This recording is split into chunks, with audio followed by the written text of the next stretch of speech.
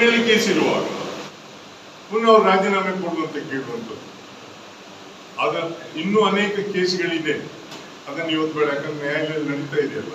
ಅದಾದ್ಮೇಲೆ ಇನ್ನೊಂದು ದಿವಸ ನಾವು ಕೂತ್ಕೊಂಡು ಸಮಯ ಬಹಳಷ್ಟು ಆಗಿದೆ, ತಮ್ಗೆ ಇನ್ನೂ ತಮ್ಮ ಗಮನಕ್ಕೆ ತರಲಿಕ್ಕೆ ಇಚ್ಛೆಯನ್ನು ಪಡ್ತೇನೆ. ಹೋರಾಟ ನಡೀತದೆ. ಇಲ್ಲಿ ಮೊನ್ನೆಯೂ ಮಾಜಿ ಮಂತ್ರಿಗಳು ಒಂದು ಹೇಳಿಕೆಯನ್ನು ಕೊಟ್ಟದನ್ನು ಕೇಳಿದೆ. ಅವರ ಮೇಲೆ ಆಪಾದನೆ ಇರುವಾಗ ಅವ್ರು ಬೇರೆಯವ್ರ ಮೇಲೆ ಅಂತ ಆಪಾದನೆ ಆಗ್ತದೆ, ಅದೇ ತನಿಖೆ ಆಗ್ತಾ ಇದೆ. ಪರಶುರಾಮ ಅರ್ಥ ತೆಗೆದುಬಿಟ್ಟಿದೆ, ಅದ್ರ ಬಗ್ಗೆ ತನಿಖೆ ಆಗ್ತಾ ಇದೆ. ಅಧಿಕಾರಿಯನ್ನು ಸಸ್ಪೆಂಡ್ ಮಾಡಿದ್ದಾರೆ.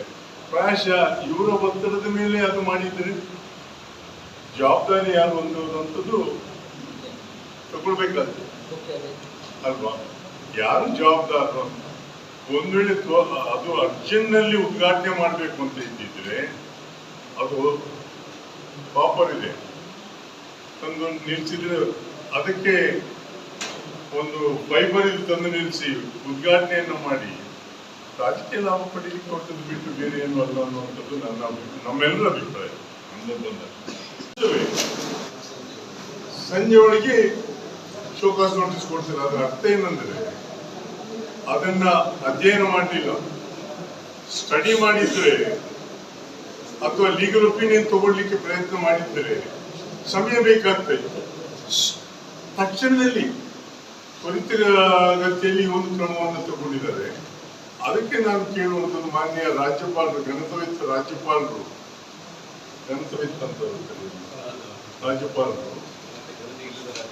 ಇದರ ಬಗ್ಗೆ ಸ್ವಲ್ಪ ಗಮನವನ್ನು ಹರಿಸಬೇಕಿತ್ತು. ಮತ್ತೆ ಇದನ್ನ ವಾಪಸ್ ತಗೊಳ್ಬೇಕು ಅಂತ. ಯಾಕಂದ್ರೆ ಸಿದ್ದರಾಮಯ್ಯನವ್ರ ಜೊತೆ ನಾನು ಸುಮಾರು 84ನೇ ವರ್ಷದಿಂದ 1984 ಕೆಲಸವನ್ನು ಮಾಡ್ತಾ ಇದ್ದೇನೆ. ಅವರೊಟ್ಟಿಗೆ ಪಕ್ಷದಲ್ಲಿ, ಜನತಾ ಪಕ್ಷದಲ್ಲಿ ಮಾಡಿದ್ದೇನೆ, ಜನತಾದಳದಲ್ಲಿ ಮಾಡಿದ್ದೇನೆ, ಅವರೊಟ್ಟಿಗೆ ಸರ್ಕಾರದಲ್ಲಿ ಮಂತ್ರಿಯಾಗಿ ಕೆಲಸವನ್ನು ಮಾಡಿದ್ದೇನೆ, ವಿರೋಧ ಪಕ್ಷದಲ್ಲಿ ಇದ್ದು ಅವರನ್ನು ವಿರೋಧ ಮಾಡಿ ಕೆಲಸ. ಆದ್ರೆ ಯಾವತ್ತೂ ಅವರ ಮೇಲೆ ಯಾವ ಆಪಾದನೆ ಬಂದಿಲ್ಲ.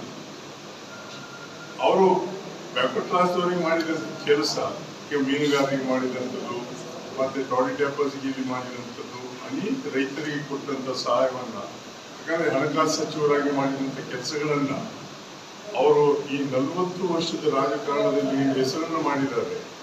ಅವರ ಕೊನೆಯ ಅವಧಿಯಲ್ಲಿ ಒಂದು ಕಪ್ಪು ಚುಕ್ಕಿಯನ್ನು ಹಾಕಲಿಕ್ಕೆ ಪ್ರಯತ್ನ ನಡೆದಿದೆ.